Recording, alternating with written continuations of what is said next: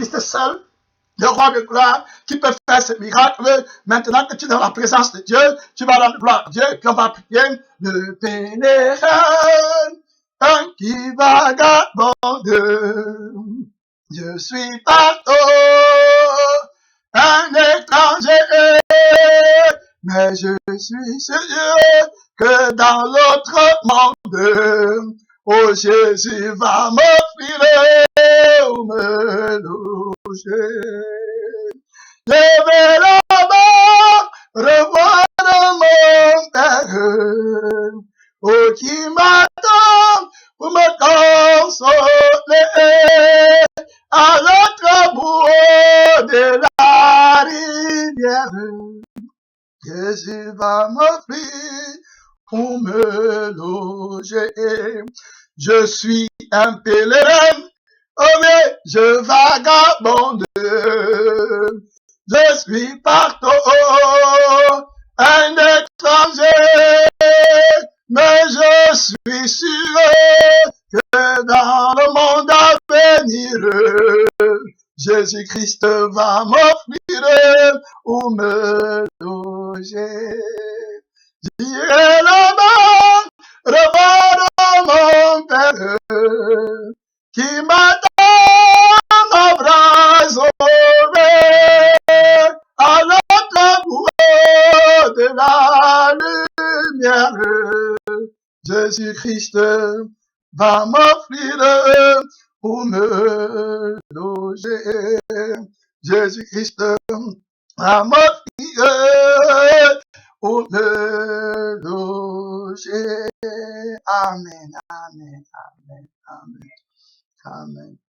Je suis un pèlerin qui vagabonde, mais je suis sûr qu'à l'autre bout du monde, le Seigneur Jésus-Christ va m'offrir où me loger. Amen. Merci Seigneur. Amen. Merci Seigneur. Amen. Gloire à Dieu. Merci Seigneur. Amen. On va lire la parole de Dieu. On va lire la parole de Dieu.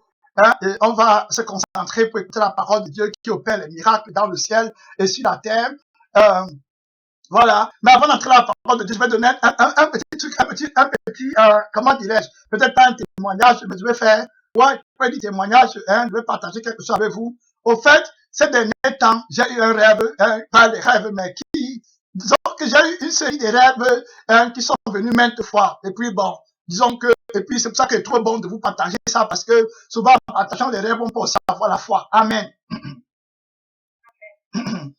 Au fait, il y a déjà près de 2 ans, ou 3 ans, j'ai rêvé, et puis un homme qui est avec moi, sur le visage d'un pasteur très grand dans le monde, que je connais, d'être comme un pasteur de Dieu, et qui est avec moi, et il est pasteur d'une très grande église qui est sanctifiée, qui est vraiment une véritable église.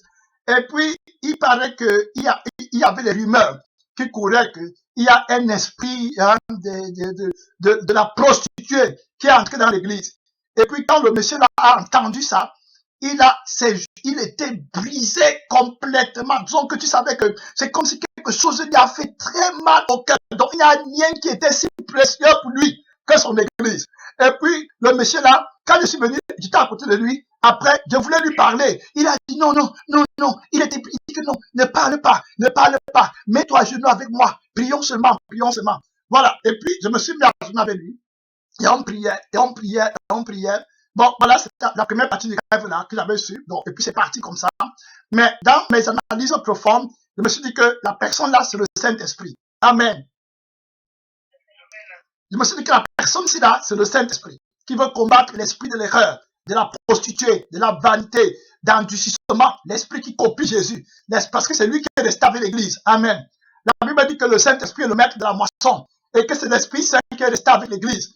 Si vous regardez bien, quand Jésus parle aux 7 églises, il dit, à chaque fois qu'il parle à une église, il dit que celui qui a les oreilles écoute ce que l'Esprit dit aux églises. Amen.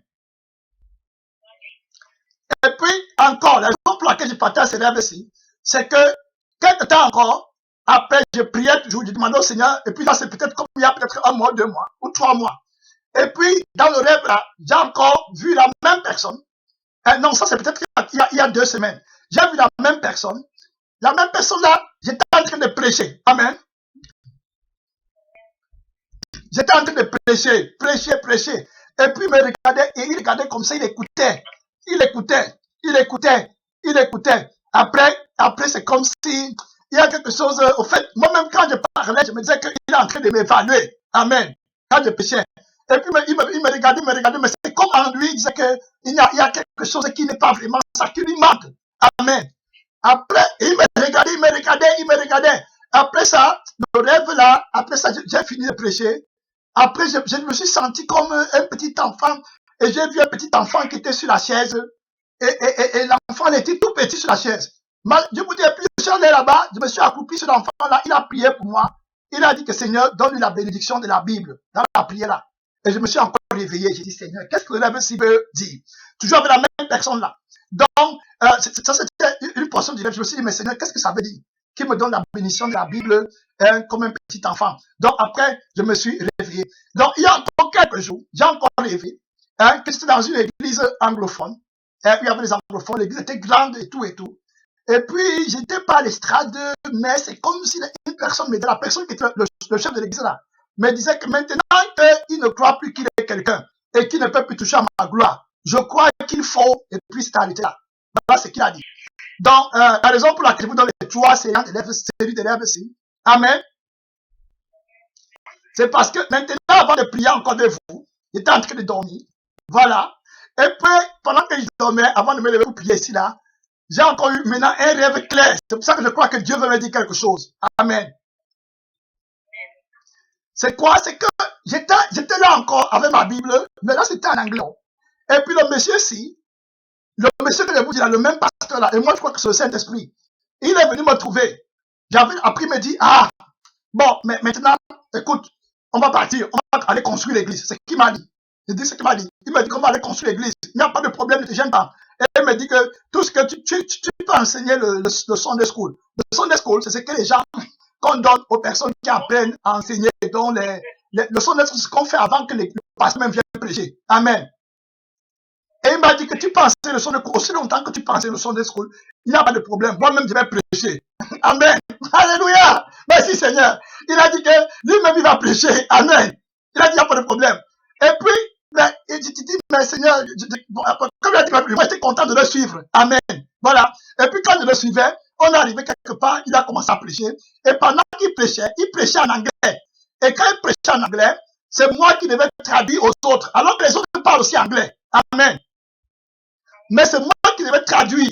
Donc les autres ne le comprenaient pas. Donc c'est comme si c'était un canal. Amen. Et pendant qu'on est arrivé, la première place où on devait prêcher, il y avait un blanc. Et le blanc là, c'est lui qui m'a beaucoup résisté depuis que j'évangélise. Amen. Et le blanc là est long. Il est long. Et c'est un témoin de Jéhovah. Vous voyez, c'est un témoin de Jéhovah. Donc, voilà, c'est de toute façon, parce que par ton rêve là. Maintenant, le témoin de Jéhovah, je le reconnais comme quelqu'un qui est venu chez moi ici. Il connaît la lettre de la parole de Dieu, mais il ne connaît pas Dieu. Donc, quand le monsieur le pasteur que je vous dis là, a commencé à prêcher, moi, je savais que le témoin de Jéhovah, il ne peut rien faire avec lui. Donc, il ne peut pas être sauvé. Parce qu'il lui aussi connaît la lettre. Mais maintenant, quelque chose s'est passé, la raison pour laquelle je prêche le rêve, je vous parle du rêve ici. Pendant que le monsieur parlait, le monsieur, ce que je vous dis, que pour moi, je crois que c'est l'esprit de Dieu, hein, pour moi. Pendant qu'il était en train de prêcher, il parlait. Le blanc s'y disait oui.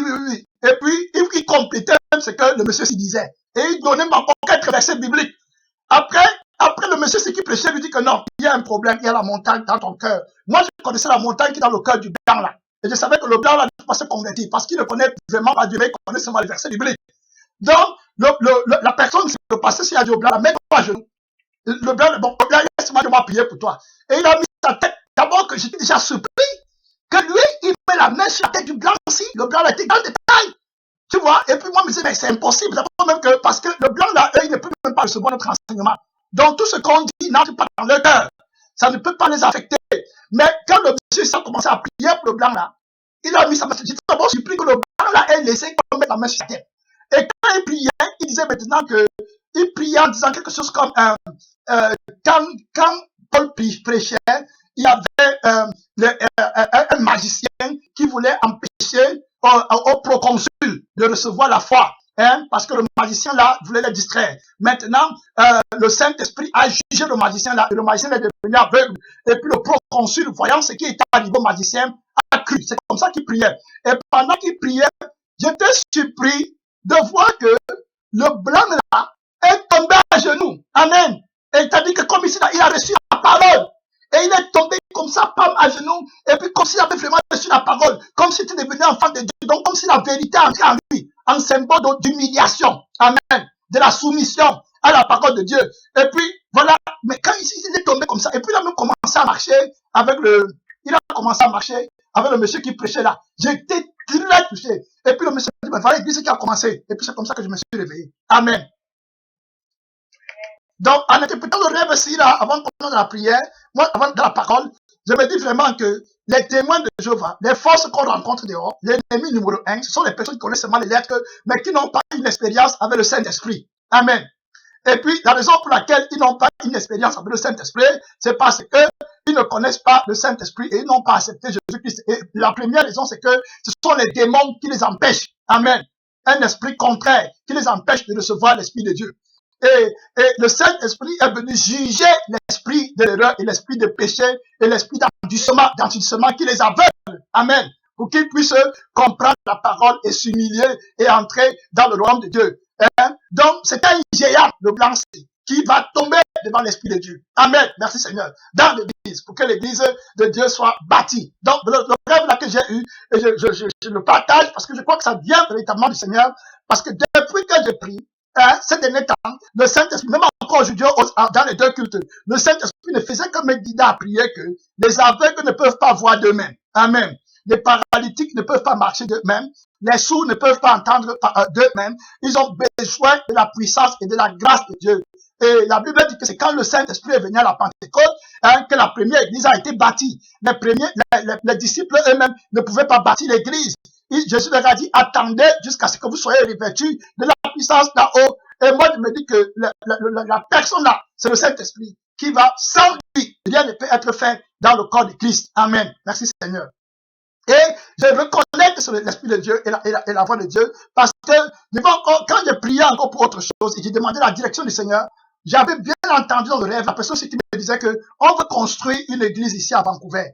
Voilà, il avait dit quelque chose comme ça, qu'on veut construire une église ici.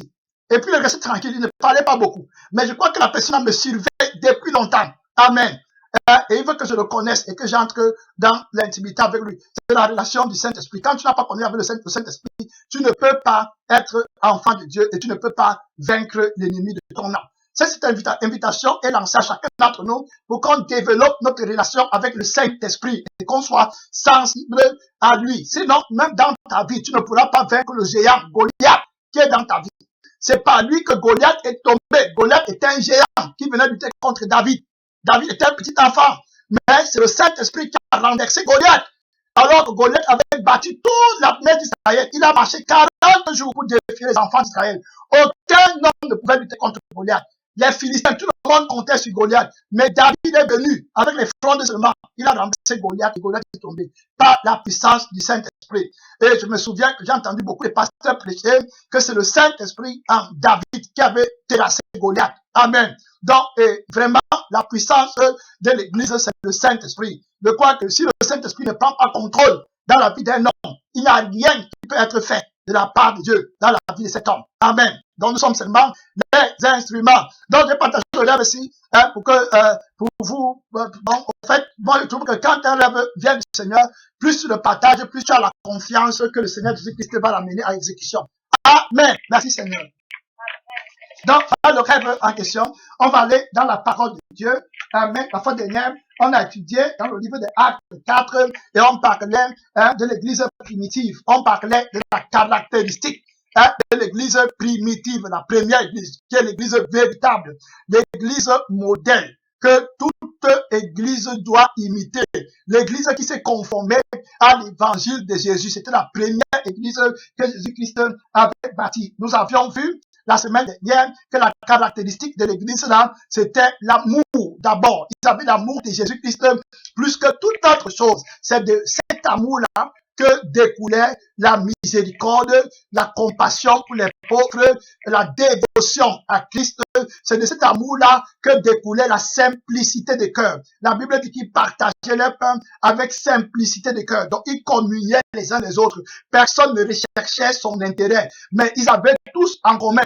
Tout était en commun et ils se partageaient toutes choses.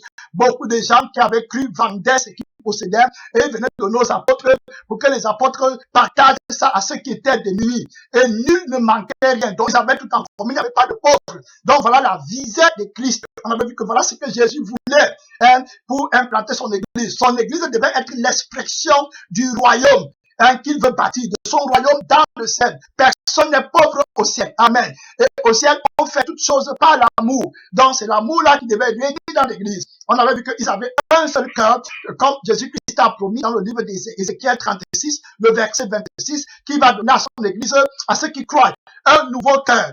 On avait vu qu'il va les donner un nouvel esprit afin qu'ils croient et il va mettre dans leur cœur de garder ses commandements et de les mettre en pratique. Donc, c'est ce qu'il a fait avec la première église.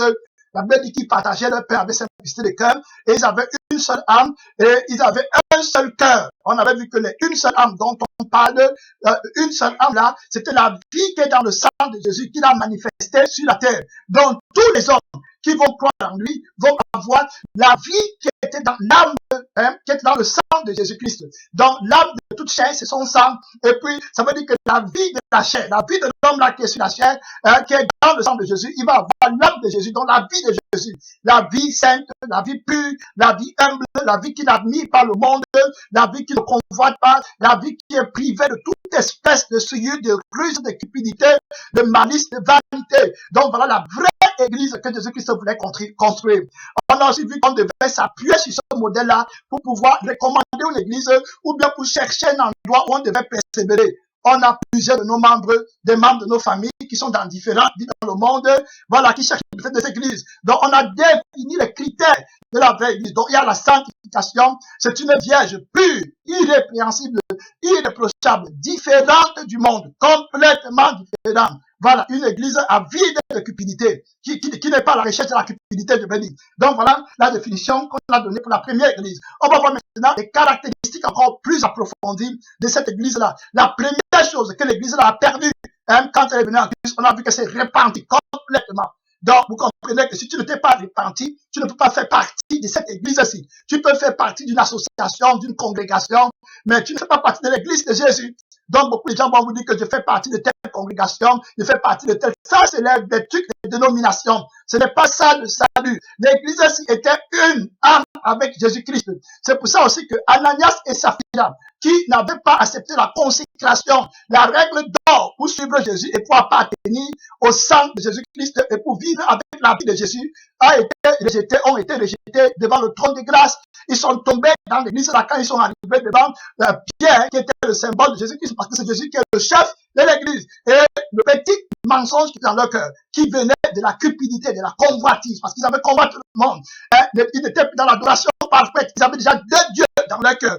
Un pied dedans, un pied dedans. Et ils ne pouvaient pas être sauvés. Et Jésus-Christ qui veut que tous les cœurs, le cœur soit consacré, parce que c'est un nouveau cœur. Leur cœur avait déjà une petite tâche. Donc, ils sont tombés sur le jugement de Dieu. Et j'avais dit que Ananias et Saphira, c'est l'image de millions de chrétiens qui vont, après leur mort, en allant au véritable ciel, où est l'église céleste. Ils vont croire qu'ils vont entrer, que Jésus-Christ est comme les hommes qu'ils manipulaient sur la terre. Ils vont croire que Jésus est comme leur conscience qu'ils pouvaient manipuler, voilà, au détriment de leur vie éternelle, de la grâce de Dieu dans leur vie. Ils croient qu'ils peuvent manipuler les pasteurs, les prophètes, la parole de Dieu, les lettres. Ils vont arriver là-bas avec la liste là, ils vont entendre que je ne vous ai jamais connu. Enfer éternel. J'avais dit ça. C'est comme ça qu'Ananias et Saphira sont vers l'église et ils sont morts. Amen. Merci Seigneur. Donc l'église que Jésus-Christ veut bâtir est une église exempte de toute souillure. Et la Bible dit dans le livre d'Hébreux 13, 8, que Jésus-Christ est le même, hier, aujourd'hui et éternellement. Il n'est pas comme toi. Il ne change pas en fonction des générations. Il y a des gens qui disent que il faut changer parce que la civilisation évolue, le monde évolue. On ne peut plus élever nos enfants comme c'était au temps avant. Ça, c'est les gens qui ne connaissent pas Dieu. Jésus n'est pas dans ces choses-là. Il est le même. Amen. La même loi, la même sainteté, la même pureté. Et quand même il va venir, régner dans le millénium, c'est la même sainteté qu'il aura. Il aura. Il ne va pas dire que le monde a changé, il y a eu l'évolution, il y a eu... Non, non, non, non, non. Voilà, il va rester dans la parole de son Père parce qu'il est la vérité. Donc, on va ajouter aujourd'hui une autre chose à la parole de Dieu, rapidement, qui fait en sorte que beaucoup de gens n'appartiennent pas à l'église de Jésus. Une seule chose seulement. Et on va prendre les versets bibliques. On va venir la semaine prochaine, demain, par la grâce de Dieu. On va aller dans la parole de Dieu. C'est la convoitise. C'est la convoitise. La convoitise va faire que beaucoup de gens n'appartiennent pas à l'église de Jésus. Quelque chose va entrer dans leur cœur et ils vont commencer à convoiter. Et je vous avais dit que la convoitise est la racine de tous les péchés. C'est la convoitise. C'est-à-dire que le péché commence par la convoitise. C'est aussi pour ça que la sanctification que Jésus donne vise à déraciner la convoitise dans ton cœur. Vous voyez, la Bible dit que l'homme le plus sage qui a existé avant Jésus-Christ, Salomon, avait dit qu'il avait vu que toute habileté de l'homme, tout travail et toute habileté de l'homme à travailler n'est que jalousie de l'homme à l'égard de son prochain. Vous voyez? Donc l'homme convoite. C'est alors pour ça qu'il travaille pour devenir. Voilà. Donc il est en quête de sa gloire vis-à-vis de son prochain. Jésus dit que comment vous pouvez croire dans le livre de Jean 5, 44. Il dit comment pouvez-vous croire, vous qui tirez votre gloire les uns les autres, et vous ne cherchez pas la gloire qui vient de Dieu. Vous voyez? Donc, les hommes sont enflammés par la recherche de leur gloire. Ils se glorifient sur les autres, donc les uns les autres. Donc, il faut que toi aussi, tu cherches ta place sous le soleil. Donc, au fait, ils sont perdus et ils recherchent leur propre gloire. On avait vu ça dans la Genèse, quand le diable dit à Adam de manger l'arbre du fruit défendu. Alors, quand ils mangent, leurs yeux s'ouvrent, donc ils prennent conscience qu'ils n'ont pas de gloire, alors qu'avant, leur gloire c'était Dieu. Ils se glorifient de la gloire de Dieu. Donc quand ils mangent, leurs yeux s'ouvrent dans le naturel et ils constatent qu'ils sont nus, donc ils n'ont pas de gloire. Maintenant, ils travaillent pour chercher leur gloire. Ils commencent à avoir soif, ils ont besoin de la force, ils ont besoin de quelque chose parce qu'ils veulent leur propre gloire. Et si tu regardes bien, les gens qui s'éloignent de la grâce de Dieu, c'est parce qu'ils cherchent leur propre gloire, leur propre honneur. Ils ne veulent pas être les derniers. C'est pour ça que quand Jésus va parler pour te sanctifier, il va parler des paroles dures. Il faut que tu renonces à toi-même, que tu vendes ce que tu possèdes, que tu cherches la vie d'avenir et que tu perdes cette propre vie. Parce que la vie de ce monde, c'est la vie de la vanité. La vie qui est dans le sang du péché, la recherche de l'égoïsme de moi. Voilà la source du péché. Aujourd'hui, à l'église aussi, avec les deux cultes, on a étudié, j'ai donné l'exemple de l'athée qui était en enfer. Et beaucoup ont été très édifiés. L'athée qui était en enfer, j'avais donné, quand il était en enfer, qu'est-ce qui s'est passé? Cet athée était en enfer. Et un frère qui était venu en enfer pour visiter l'enfer, lui a posé la question de savoir. Mais dis-moi, est-ce que tu croyais véritablement quand tu étais sur la terre que Dieu n'existe pas?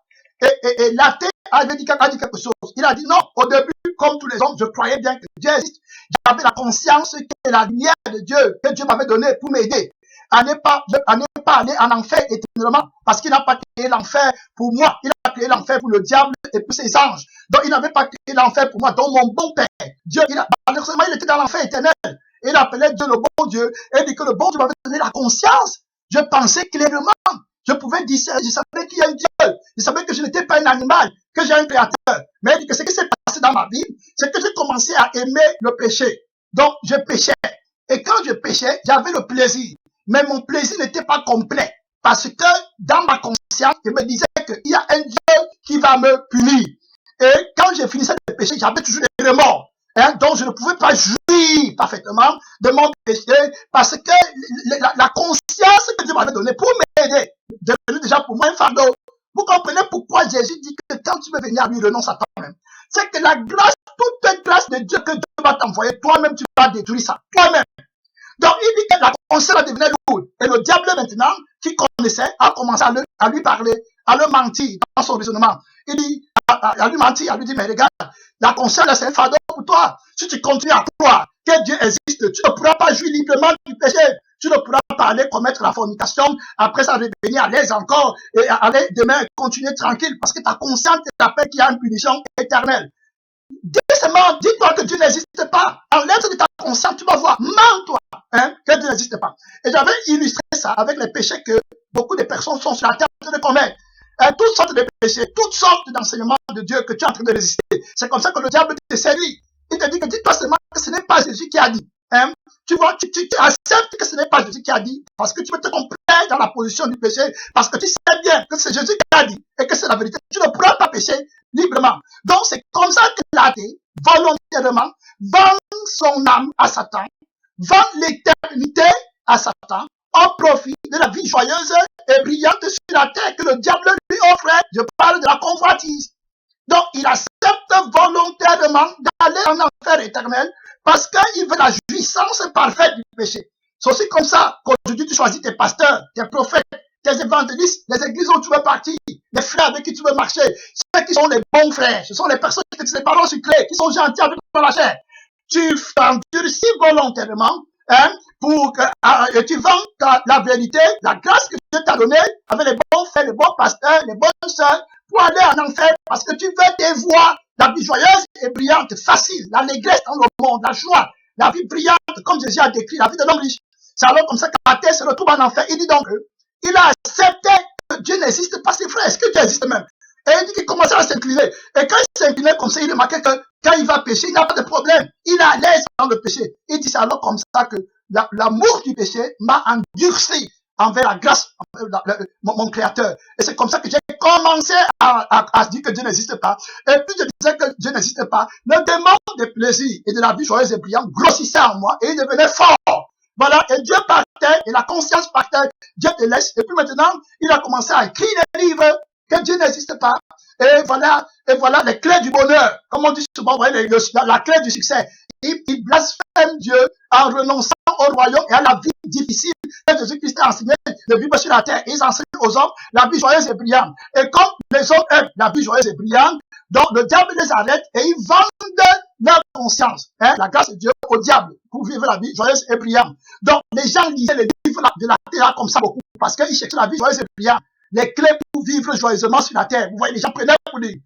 Et donc, plus tu crucifies la conscience que Dieu t'a donnée, plus tu acceptes la vie joyeuse et brillante et tu mènes une vie joyeuse et brillante. C'est comme ça que la terre s'est retrouvée en enfer. Donc, il s'est volontairement donné la mort. Voilà ce qu'on appelle le suicide. Et je suis parti de là à l'église pour montrer même le suicide de Judas.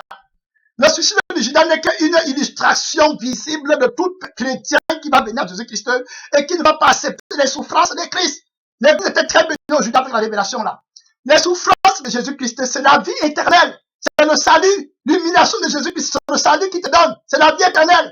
Donc, comment Judas vend Jésus? Judas vend Jésus comment? Parce que Jésus lui dit que si tu veux venir avec moi pour entrer au paradis, il faut que tu renonces à toi-même. Que tu portes ta croix et que tu me suives. Je vois comment Satan te cherche. Il veut te tuer. Mais moi, j'ai créé l'enfer pour lui. Ce n'est pas pour toi. Toi, tu es mon disciple. Tu me suis. Je te donne un avertissement pour t'aider. Si tu veux me suivre, il faut que tu renonces à tout ce que tu possèdes. À ta mère, à tes frères, à ton argent et à ta propre vie dans ce monde. Et que tu me suives. Voilà la vie éternelle que Jésus lui donne. Parce que Jésus dit que les paroles que je vous donne, c'est la vie éternelle. Si quelqu'un mange de ce pain, il ne mourra jamais. Qu'est-ce que Satan fait? Qu'est-ce que Satan fait? Satan lui dit non. Regarde, si tu as la vie de Jésus ici, que tu as la vie de Jésus souffrante sur la terre là, tu vas pas vivre joyeusement sur la terre. Tu ne pourras pas jouir. Mais moi, je veux te donner la vie sur la terre. Pour que tu reçoives ma vie, vends la vie de Jésus. Voilà ce qui se passe. Voilà le mystère des 30 pièces d'argent. Il lui dit, vends la vie de souffrance et de péché et de la vie de souffrance et la croix de Jésus que sur la terre, il veut que tu mènes la pour avoir notre vie. Vends ça en échange des 30 pièces d'argent qui vont te donner la vie joyeuse et brillante sur la terre. C'est donc comme ça que Judas va renoncer à la vie de souffrance et des trucs là pour entrer dans la vie de la joyeuse et brillante. C'est donc comme ça qu'il vend Jésus. Et il entre dans la vie du royaume de ce monde-ci pour gagner sa vie sur la terre. Et c'est comme ça que plusieurs chrétiens sur la terre vendent la vie que Jésus leur a donnée. C'est-à-dire que l'éternité pour avoir la vie joyeuse et brillante sur la terre. C'est comme ça qu'ils vendent Jésus. Et qu'est-ce qui donne la vie joyeuse et brillante sur la terre? Ce sont les 30 pièces d'argent. C'est donc pour ça que les chrétiens ici vivent pour les 30 pièces d'argent avant Jésus. Vous allez voir que c'est les 30 pièces d'argent qui te conduisent. C'est ça que tu cherches. Je vous dis que tout est dans la parole de Dieu. Tout est dans la parole de Dieu. Tout. La Bible est écrite par le Saint-Esprit. Si le Saint-Esprit a pitié d'une église, le Saint-Esprit va faire que le pasteur s'il va parler la vérité qui est dans le cœur de toutes les personnes. Parce que, et tout ça, c'est dans la Bible. Même le jour où tu vas mourir, même comment tu vas mourir, c'est écrit ici là, mais tu ne peux pas savoir. C'est comme ça que Judas donc se suicide. Donc quand vous voyez que Judas va se suicider à la corde, c'est seulement une illustration de ce qui s'est passé spirituellement. C'est comme ça que beaucoup de chrétiens sont déjà morts, se sont suicidés. Donc il y a un débat, il y a pas un débat, on appelle ça quoi? Il y a un moment de délibération qui se passe en toi. Le diable te fait des suggestions. Hein? Les gars, tu vas suivre Jésus, la vie de souffrance. Hein? Prends-le, vends sa vie, renonce, vends-le. Et puis tu vas avoir en échange de ton renoncement l'argent.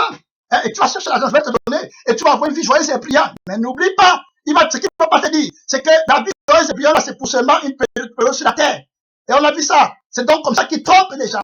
Ils vont vivre joyeusement, brillamment sur la terre pendant peut-être 1 heure ou 20 minutes.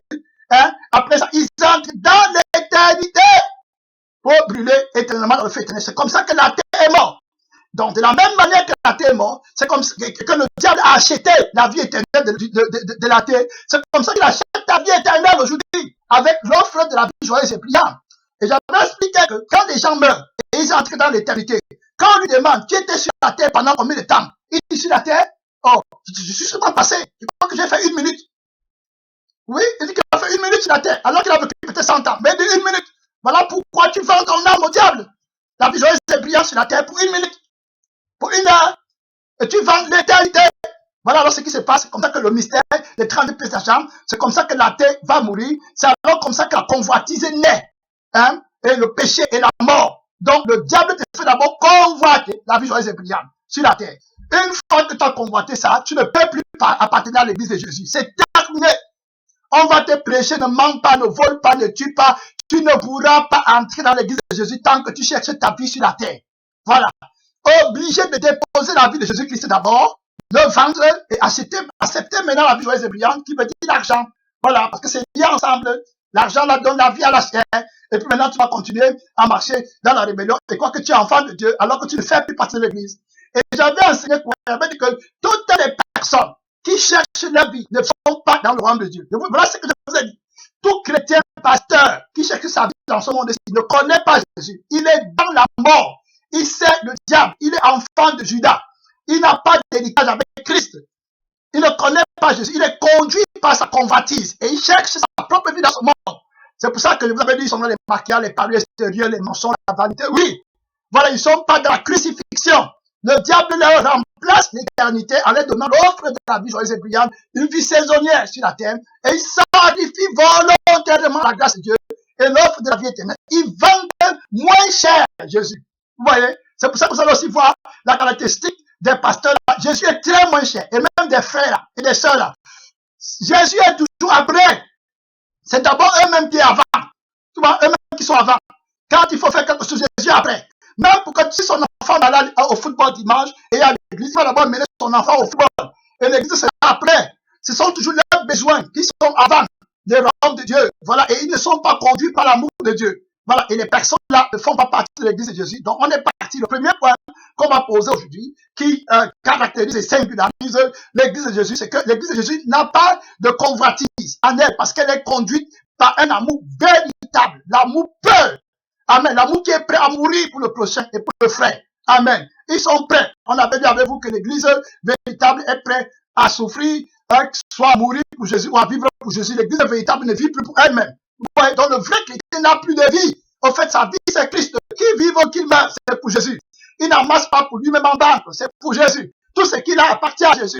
Amen. Tout, sa maison, son travail, sa vie appartient à Jésus. Il a tout mis à disposition de Jésus. Voilà. Donc voilà la caractéristique de la vraie église. Tant que tu n'as pas encore reçu l'amour là, il faut que tu demandes à Jésus d'enlever parce qu'il y a les idoles dans ton cœur. C'est clair. Et les personnes comme ça ne peuvent pas manger la parole de Dieu. Comme Judas ne pouvait pas manger la parole de Dieu. Il a fait une repentance qui n'était pas vrai.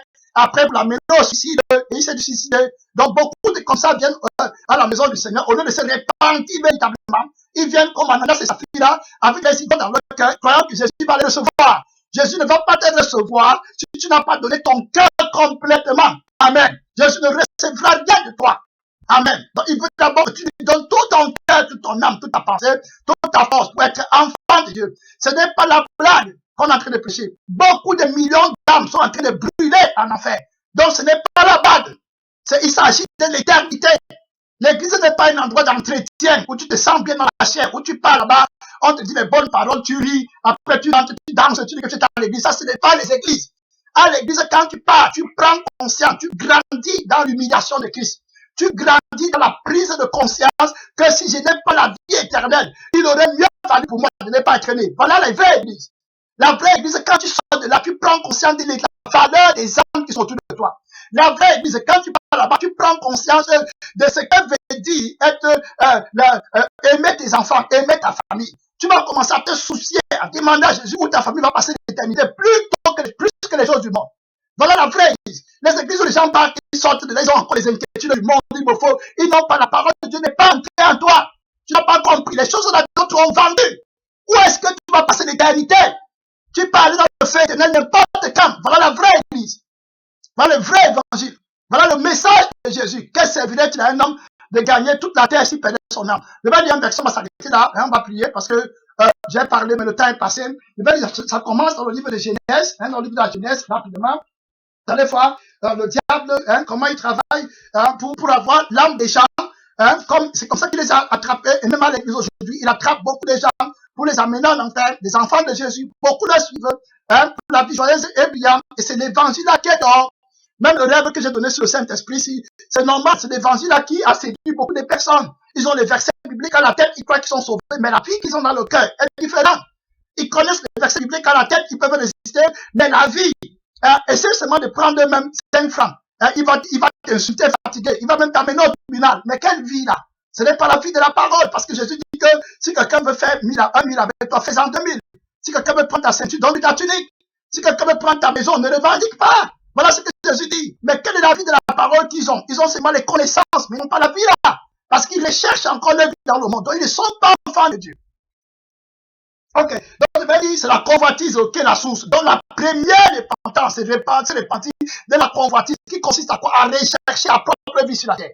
Voilà le fondement là. Quand tu recherches ta propre vie, c'est terminé. Tu vas vendre Jésus. Pour la vie joyeuse et brillante. Parce que n'oublie pas, Jésus, c'est la vie de souffrance sur la terre. Pour avoir la vie à venir. Parce que sa vie est inconfortable à la chair. Donc, il faut que tu comprennes. Donc, quand tu t'allies à la vie de ce monde, tu as fini avec Jésus-Christ. Même si tu as la Bible, tu pries, tu jeûnes, oublie, c'est le mensonge. Quand tu vas mourir, tu vas seulement entendre, retire-toi, je ne suis pas le Dieu des convoites, des gens qui convoitent. Je n'ai pas le temps de lire tout ça, mais je vais lire rapidement, parce qu'il faut qu'on arrête en 2-3 minutes. Donc, dans Genèse 2, verset 16 à 17, la Bible dit, l'Éternel Dieu donna cet ordre à l'homme, tu pourras manger de tous les arbres du jardin, mais tu ne mangeras pas de l'arbre de la connaissance du bien et du mal, car le jour où tu en mangeras, tu mourras. Et j'avais vu que je vous avais enseigné que la révélation de l'enfer, c'est la grâce de Dieu. Et les vrais enfants de Dieu et les vraies églises vont prêcher l'enfer éternel, qui est la mort dont Dieu parle ici à Adam. On parle de la deuxième mort. Donc il va être brûlé dans le feu éternel pour l'éternité s'il mange. Donc la vraie église va toujours revenir depuis le mystère de la parole de Dieu. Le ministère de la parole de Dieu, c'est d'aviser les gens que quand vous partez choisir la vie joyeuse et brillante, l'arbre du fruit de la connaissance du bien et du mal, qui semble bien à manger parce que tu vas devenir quelqu'un, sache que tu vas brûler éternellement en enfer. C'est pour ça que Jésus lui-même a encore enseigné. Le même Jésus qui a parlé à Adam et Ève que tu vas mourir, c'est le même Jésus qui a prêché l'enfer, qui est la deuxième mort aux gens, à l'église. Donc aujourd'hui, toi qui participes à l'église, voilà ce que Jésus, le Saint-Esprit, parle. Que la vie joyeuse et brillante que tu acceptes, que tu recherches, le chemin de la multitude, la voie large là que tu es en train de chercher. Sache que c'est le prix de ton âme pour l'éternité. Jésus est mort pour toi parce qu'il ne veut pas que tu ailles là-bas. Voilà le même Jésus qui t'avise maintenant. Si tu vas prendre la voie large là, tu vas regretter de ne pas être né. Jésus a dit ça à Judas. Vous voyez, partout dans la parole de Dieu, il y a l'avertissement là. Même à Judas, avant qu'il ne meure pour l'éternité, Jésus lui a dit qu'il vaudrait mieux pour toi que tu ne fus pas créé. Mais il n'a pas compris. Parce qu'il veut la vie joyeuse et brillante. C'est-à-dire qu'il a déjà signé son contrat avec le diable. C'est qu'il faut qu'il gagne sa vie sur cette terre. Tu peux prêcher comme tu veux, tu peux dire n'importe quoi, ça c'est ton problème. Et il veut la vie là. Donc tu ne peux rien faire des gens comme ça. C'est comme ça que Jésus n'a même pas prié pour Judas. Il ne pouvait rien. Imaginez-vous la puissance de Jésus. Il n'a pas prié pour Judas parce qu'il ne veut pas se repentir. La parole n'entre pas. Jésus le laisse. La Bible dit, je vais dire dans Genèse 3, le verset 1 à 6, la Bible dit, le serpent était le plus rusé. Donc il est plus rusé que toi. Si tu veux pas écouté Jésus-Christ, le serpent va devenir ton mari, ton père. Voilà, c'est comme ça que l'apôtre Paul a dit aux Corinthiens, dans 2 Corinthiens 11, que le serpent, j'ai bien peur qu'il ne vous séduise et que vous ne partiez de la simplicité qui est acquise pour recommencer à chercher votre vie dans ce monde-ci. C'est comme ça que l'apôtre Paul a dit. Voilà, il dit que le serpent était le plus prisé de tous les animaux des champs que l'Éternel Dieu avait fait. Il dit à la femme, Dieu a-t-il réellement dit, vous ne mangerez pas de tous les arbres du jardin? La femme répondit au serpent, nous mangeons du fruit des arbres du jardin. Mais quant au fruit de l'arbre qui est au milieu du jardin, Dieu a dit, vous n'en mangerez point et vous n'y toucherez point, de peur que vous ne mouriez. Vous voyez, la femme avait encore la crainte là, de peur. Tu vois, de peur que vous ne mouriez. Toi, est-ce que tu écoutes Jésus? Non, tu n'as pas peur de l'enfer. Jésus a dit dans Luc 12, 4, 5, que devait vous dire qui vous devez craindre. On a vu la crainte de Dieu la fois dernière. Est-ce que tu as la crainte de Dieu? C'est lui qui a la crainte de Dieu, tu vas savoir. Oh. C'est clair. Est-ce que tu as la crainte de Dieu? Tu vas mourir. Oh. Si tu manges là, si Dieu n'est pas ton ami, tu vas mourir. Oh, ma soeur, mon frère, tu peux être sûr. Tu vas aller en enfer. Il n'y a pas de bague. Tu vas finir l'éternité. Tu vas pleurer toutes les larmes de ton corps. Tu ne sortiras jamais.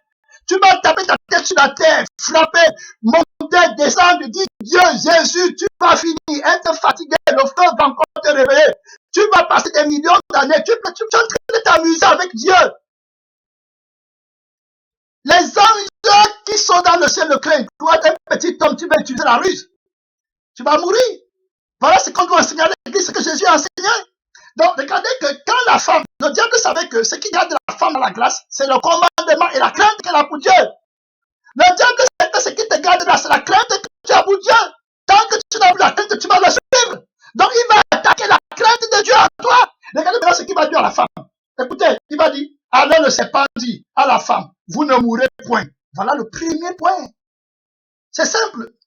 Tu ne mourras pas. Je vous ai dit, voilà comment la terre est en enfer. Vous voyez, on revient là-dessus. La terre allait en enfer parce qu'il faut. Le diable l'a vaincu en lui disant qu'il n'y a pas de Dieu. Vous voyez, c'est là le problème. Il n'y a pas de Dieu qui le dit. Parce que si tu sais qu'il y a le jugement, il y a l'enfer, tu ne vas plus perdre le temps à faire les petits trucs que tu fais sur la terre là. Tu vas te réveiller. Donc il faut qu'il te dise que non, laisse ça, il n'y a pas l'enfer. Il te montre la réalité de ton problème dans ce monde. Ah ah. Et puis tu pars. Tu oublies qu'il y a l'enfer éternel. Voilà ce que Jésus ne veut pas que tu oublies. Voilà où il y a le combat. Donc la femme maintenant va les manger parce que le diable l'a convaincu qu'il n'y a pas de punition. Si tu connaissais qu'il y a l'enfer éternel, tu vas laisser tous les petits bruits là, tu vas te réveiller de ton sommeil. Mais le diable, il te met dans le sommeil. Tu fais des excuses, tu mets des panties de main.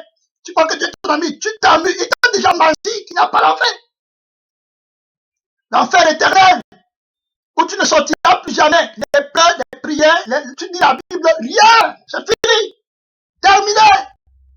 Même ta mère, ton père, moi-même, si je vois mes parents là-bas, Jésus va enlever dans ma tête, de ma tête. Il va effacer la mémoire. Je peux même les oublier. Il va entrer le bonheur éternel. Tu es seul. Quand tu pars là-bas, tu n'as pas de père, tu n'as pas de mère. Tu es comme tout le restant des milliards d'hommes qui sont partis là-bas. Dieu ne fait exception de personne. Donc la grâce que tu as encore d'être sur la terre, méfie-toi du privilège là que Dieu t'a donné. Pendant ce temps, n'échange pas l'éternité au plaisir, au profit de la vie joyeuse et brillante sur la terre, comme la terre avait fait, comme Judas a fait.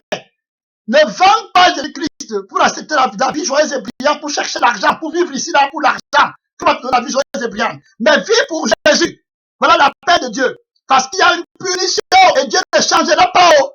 Maintenant, voilà ce qui se passe. La Bible dit que, mais Dieu sait que le jour où vous en mangerez, vos yeux s'ouvriront et que vous serez comme des dieux connaissant le bien et le mal. Vous voyez, il te met le doute et puis dans la convoitise. Voilà où le péché vient. Le doute contre la punition éternelle et puis met la convoitise. Si vous regardez les églises où il n'y a pas la crainte de Dieu, on ne prêche pas l'enfer.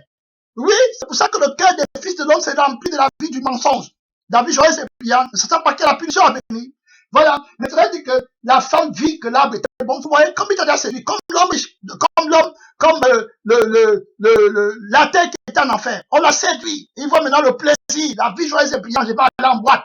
Je vais construire des maisons. On va me respecter. J'aurai des grands amis. Le président va être mon ami. Mes amis seront les ministres. Mes amis seront les généraux. Je vais vivre sur la terre. Alors, il n'y a même pas. Voilà. Tu acceptes maintenant, tu te donnes complètement à la vie du plaisir du monde, et puis après, tu as vendu ton âme éternellement au diable en enfer. Voilà ce qui se passe. Donc, elle va accepter. La Bible dit que la femme vit que l'arbre était bon, le verset 6, à manger et agréable à ouvrir la vue, et qu'il était précieux pour ouvrir l'intelligence. Elle prit de son fruit et mangea, et elle donna à son mari et qui était auprès d'elle, et il mangea. Les yeux de l'un et l'autre s'ouvrirent, et il connut qu'ils étaient nus. Voilà la mort, c'est terminé. Et c'est là, jusqu'à aujourd'hui, on est là, dedans là. Si tu n'avais pas mangé, tu ne serais pas là aujourd'hui en train de combattre. Si Jésus n'était pas venu, tu n'aurais même pas l'espoir. Tu es scellé l'éternité là-bas. Donc Dieu te donne une grâce encore. Adam a fait l'erreur. Dieu a dit que tout le monde, Dieu, par son amour, dit qu'il faut que j'aille arranger les problèmes. Il te donne encore une dernière opportunité. Tu rejettes. Satan te séduit encore. Tu vas aussi aller manger l'arbre du fruit de la connaissance de l'arbre, la connaissance de l'arbre, le fruit de l'arbre de la connaissance du bien et du mal. Parce que tu cherches ta vie. Et Jésus insiste encore, il dit que si tu veux gagner ta vie dans ce monde, tu vas la perdre. Judas a déjà perdu la sienne. Maintenant, c'est ton tour. Après toi, ça dépend où tu vas passer l'éternité. Il y en a d'autres générations qui vont venir. Jésus ne va pas changer, il va leur dire les mêmes choses. Voici ton tour à toi. Le tour de Judas est passé. Le tour de l'autre viendra. Mais maintenant, c'est ton tour. Donc, arrange ta vie avec Dieu. Église, écoute la parole de Dieu. À la fin de l'église aujourd'hui, à l'église, il y a un frère qui est venu pas la première fois, il vient souvent. Et on a parlé de ça, il était très touché. Après, dehors, il me pose une question. Il me dit que, mais il a dit en anglais, what is the purpose of life? Du coup, le Saint-Esprit m'a mis la réponse au cœur. Il m'a dit, quel est au fait même le but de l'existence, le but de la vie? Je lui ai dit, le but de la vie, ce n'est pas que tu construises une maison, ce n'est pas que tu te maries, ce n'est pas que tu aies des enfants, ce n'est pas que tu aies un travail. Le but de la vie, c'est que tu te prépares à ton éternité. Voilà le but sur la terre. Donc, toute personne qui n'a pas cet objectif-là, il n'est même pas sauvé. Dieu te garde sur cette terre pour une chose, pour que tu te prépares à l'éternité. Soit que tu ailles avec lui dans la gloire, soit que tu partes avec le diable pour l'éternité en enfer. Voilà les seules choses pour lesquelles tu es sur la terre. Voilà la seule chose. Donc, si tu crois que tu es sur la terre pour te marier, pour aller à l'école, pour être pasteur, Jésus te garde sur la terre pour que tu te prépares pendant le temps qu'il t'a donné à être accepté, à réussir à ton examen pour aller au ciel, soit en enfer. Voilà le but. Voilà la question qu'il m'a posée. What's the purpose of life? Voilà le but de l'existence. Voilà, c'est tout. C'est pas que tu vas être politicien, il y aura la paix dans le monde. Non, ça c'est faux. Ce n'est rien d'autre que la préparation pour ton égalité. Donc voilà le but de tout ce qui se passe sur la terre. Donc si tu rates l'objectif là, il aurait mieux valu pour toi que tu ne fuis pas créé. Ta malédiction est au-delà de toute compréhension humaine. Quand je lui ai parlé comme ça, il tremblait. Oui, voilà la vérité, qu'on ne lui a jamais dit, qu'on ne l'a jamais dit. Voilà la vraie vérité, c'est que tu es sur cette terre pour te préparer, soit pour aller au ciel, soit pour aller en enfer. Donc si tu rates l'examen, tu seras avec le diable pour l'éternité. Voilà le seul truc que tu dois sur la tête. Voilà pourquoi l'église existe. Amen. On va prier. Notre Père, tu nous as parlé aujourd'hui de plusieurs façons. Tu nous as parlé par la révélation, en dévoilant les pièges du diable, en dévoilant la ruse de Mammon, Père éternel, qui veut acheter Jésus-Christ, nos âmes, pour 30 pièces d'argent. Seigneur Tout-Puissant, qui veut te trahir, qui veut qu'on renonce à toi, pour te suivre. Il a déjà tué beaucoup de personnes qui ont appelé qui t'ont appelé. Seigneur, tu nous avises encore maintenant des ruses du diable. De la même manière qu'il a séduit Ève, Seigneur Jésus-Christ, il ne veut pas que les hommes sachent qu'il y a la punition à venir, qu'il y a la colère à venir, qu'il y a la malédiction éternelle dans le feu, le souffle ardent, Père éternel, où beaucoup sont déjà, Père éternel, tourmentés. Mon Père, tu ne veux pas qu'on aille là-bas. Le peu de temps que tu nous donnes à vivre sur la terre, c'est que tu veux qu'on se prépare. Notre Père, on a un seul objectif, c'est de nous préparer à notre éternité qui n'a pas de prix. Que servirait-il à un homme de gagner toute la terre s'il perdait son âme? Que servirait-il à un homme de devenir le président de la République, d'avoir toutes les femmes du monde, d'avoir les comptes en banque, de se passer pour le plus beau, la plus belle, de se croire, de se faire accepter par la société?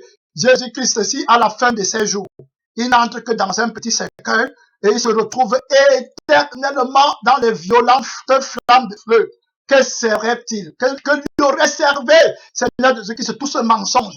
Père Tout-Puissant, notre Père, tu ne veux pas qu'on entre dans l'éternité étant dans la malédiction, mais que nous entrons dans l'éternité étant vainqueurs, rayonnants de joie, de gloire et d'immortalité par ta puissance. Voilà l'offre et le cadeau que tu nous as préparé. Notre Père, que nous entrions dans ton amour, car c'est ton amour qui nous l'a offert. Tu as tant aimé le monde que tu as donné ton Fils aîné afin que nous entrions dans la vie éternelle. Que ta mort pour nous ne soit pas vaine. Donne-nous la victoire sur le péché, sur la mort éternelle, sur les ruses du diable. Car c'est à toi, notre Père, qu'appartient le règne, la puissance, l'autorité, la domination, la sagesse, la richesse, l'admiration, Père tout-puissant, pour des siècles qui n'ont pas de nombre. À toi soit la gloire, la louange, pour des siècles infinis. Au nom de ton saint serviteur, Jésus-Christ, le roi de gloire, au nom de Jésus. Amen et amen. Amen. Amen. Donc voilà, on va s'arrêter ici aujourd'hui.